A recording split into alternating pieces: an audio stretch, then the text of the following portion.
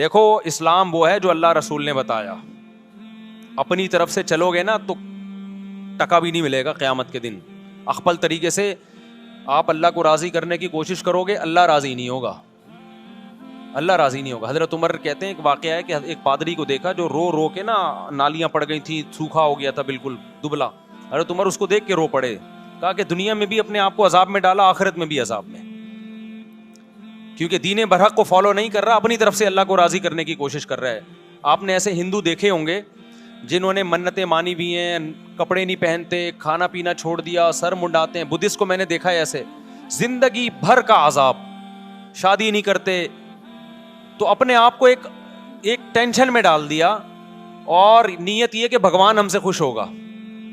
حالانکہ خدا خوش نہیں ہوتا کہ آپ سر منڈا کے گھومتے رہیں، کھانا پینا چھوڑ دیں اور آپ شادی بھی نہ کریں. کچھ ہوتے ہیں نا، ہندوؤں میں بھی ہوتے ہیں، بدھسٹ میں بھی ہوتے ہیں. ایک یوٹیوب پہ میں نے ویڈیو دیکھی، ایک ہندو کے جو پنڈت تھے انہوں نے کرالنگ کر کے سفر کیا پتہ نہیں کتنے کلومیٹر دور، اور کہا ہم نے منت مانی ہے کہ پیدل نہیں جاؤں گا، کرالنگ کر کے. وہ دہلی میں پتہ نہیں کون سے مندر میں، اتنا لمبا سفر. تو کیا آپ سمجھتے ہو کہ اللہ اس عمل سے خوش ہوگا؟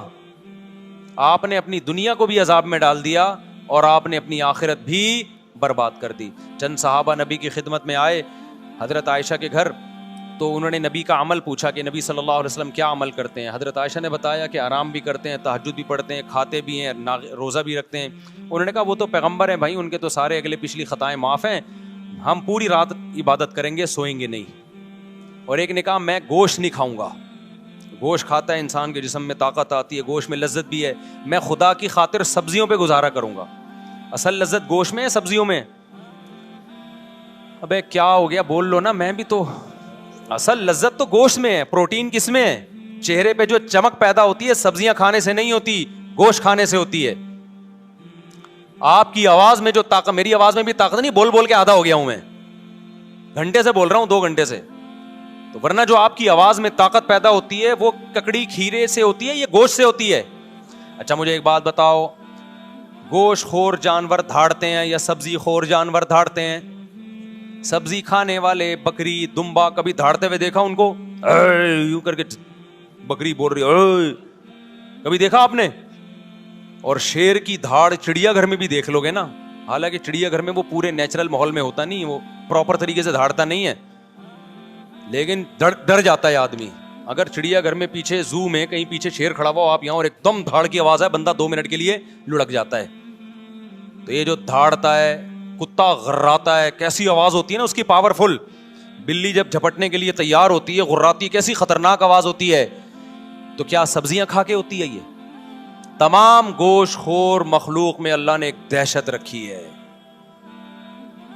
ایک وحشت رکھی ہے، آواز میں پاور رکھی ہے، چال میں پاور. چیتے کی چال دیکھی ہے کیسی ہوتی ہے؟ تم لوگ کو نہیں غیرت آئے گی، تم لوگ کو نہیں غیرت آئے گی یار، تم لوگ کو نہیں بات سمجھ میں آئے گی. چیتے کی چال دیکھی ہے؟ اسٹائل دیکھو چیتے کا یار. چیتا ایک ویژن بناتا ہے، بیٹھا ہوتا ہے، 20 ہرن اس کے سامنے سے گزرتے ہیں، وہ ہر ایک سے دل نہیں لگاتا.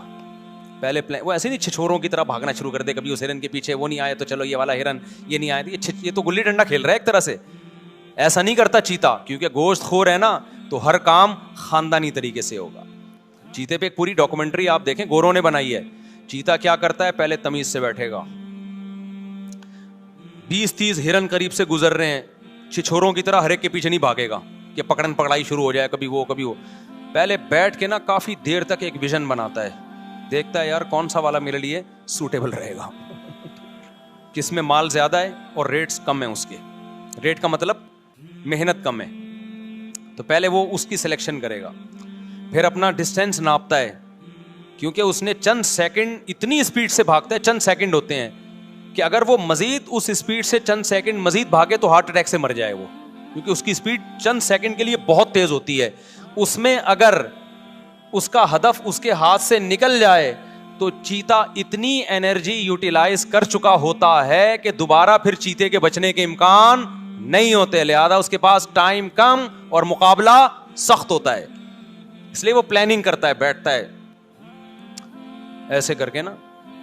تو پھر اس کا دل ایک ہرنی پہ آتا ہے، کہتا ہے یار یہ میرے لیے اس میں مال بھی اچھا ہے, اس کی اسپیڈ بھی مجھے کم لگ رہی ہے, ٹھیک ہے نا, اس کی اسپیڈ بھی کیا لگ رہی ہے تھوڑی, وہ والا تو بہت اسپیڈ سے نکل لے گا, وہ مجھے ڈاش دے جائے گا.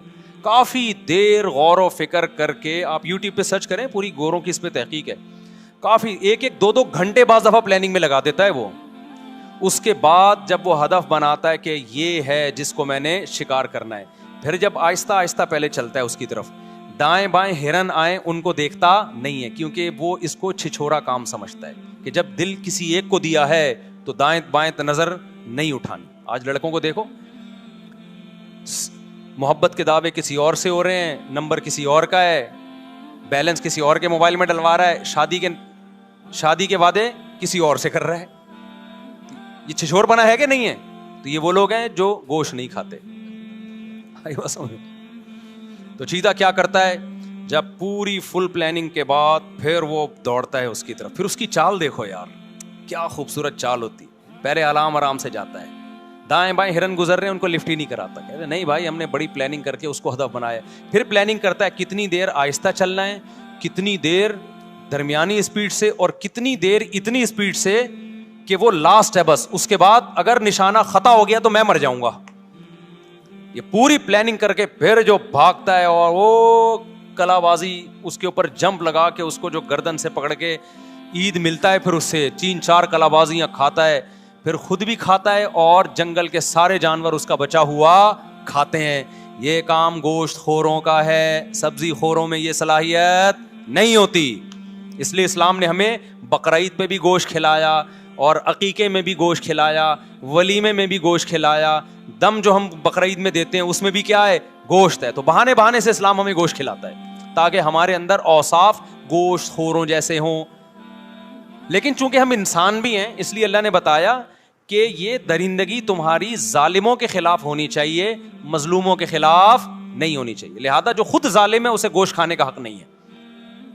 یہ دہشت تم نے ملک دشمنوں کے خلاف نکالنی ہے, ظالموں کے خلاف نکالنی ہے. اب چونکہ ہم ظالم کے خلاف نہیں لڑتے, صحیح جگہ لڑ نہیں رہے ہیں جہاں لڑنا چاہیے, ملک کے دفاع میں نہیں لڑ رہے, تو پھر بیوی سے لڑ رہے ہیں, بچوں سے لڑ رہے ہیں. باپ گھر میں آتا ہے ایسے جیسے چنگیز خان نے بغداد پہ حملہ کر دیا ہے, بچے کانپنا شروع کر دیتے ہیں. تو ایسے ابا کو چاہیے گوشت کھانا چھوڑ دے, کیونکہ گوشت کھانے سے قوت غضبیہ بڑھتی ہے. سمجھتا ہے کہ نہیں سمجھتا؟ اور یہ بھی خوب اچھی طرح سمجھ لو کہ زیادہ شادیاں جو کرتا ہے اس کو بھی گوشت کھانا پڑتا ہے. سبزی پہ آپ 4 بیویاں نہیں رکھ سکتے, صحیح بتا رہا ہوں میں. یہ حدیث سے بھی ثابت ہے. ایک صحابی نے کہا کہ میں نکاح نہیں کروں گا, نبی کے پاس آئے, یا رسول اللہ میں جب گوشت کھاتا ہوں مجھے خواہش پیدا ہوتی ہے, نکاح کا خیال پیدا ہوتا ہے. تو وہ رہبانیت کی طرف جا رہے تھے کہ میں گوشت چھوڑ دوں گا تاکہ میرے دل میں جذبات پیدا نہ ہو اور اللہ اللہ کروں بیٹھ کے. حدیث کا مفہوم ہے. تو آپ صلی اللہ علیہ وسلم نے فرمایا نہیں, حدیث کا مفہوم کہ حلال چیزوں کو خود پر حرام مت کرو, کھاؤ گوشت, اور اگر خواہش پیدا ہوتی ہے تو نکاح کرو. سمجھتے ہو کہ نہیں سمجھتے ہو؟ تو گوشت ضروری. اب تو ڈاکٹر بھی اس کو پروموٹ کرنا شروع کر دیا بھائی.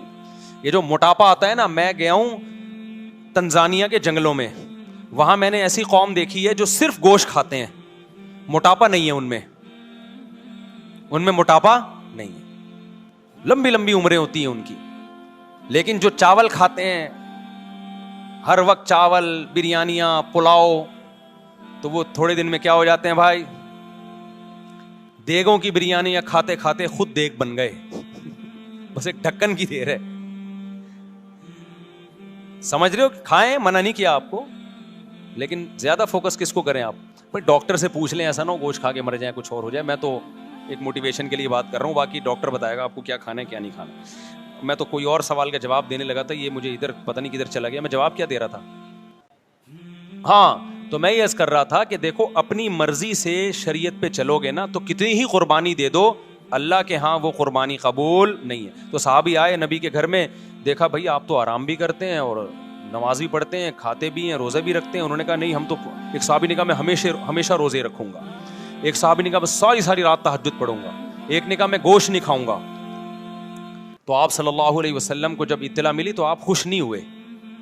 ہوتا تو یہ نا کہ آپ فرماتے ہیں ماشاء اللہ بھائی اتنی قربانی والے لوگ پیدا ہو گئے, اللہ کے لیے گوشت کھانا چھوڑ دیں گے, یہ اللہ کے لیے رات کو سونا چھوڑ دیں گے, سبحان اللہ. نہ آپ نے فرمایا کہ میں تو روزے بھی رکھتا ہوں اور ناغے بھی کرتا ہوں, میں تو گوشت بھی کھاتا ہوں, میں تو نکاح, ایک صحابی نے کہا میں نکاح نہیں کروں گا زندگی بھر تاکہ اکیلا زندگی گزاروں اور اللہ اللہ کروں بیٹھ کے. یہی مطلب تھا نا, جب بیوی ہوگی بچے ہوں گے تو ٹینشنیں بھی آئیں گی نا. انہوں نے کہا نہیں, میں بیوی بچوں سے دور رہوں گا, اپنی خواہش ہی نہیں پوری کروں گا, اپنی خواہش کو میں کچل دوں گا.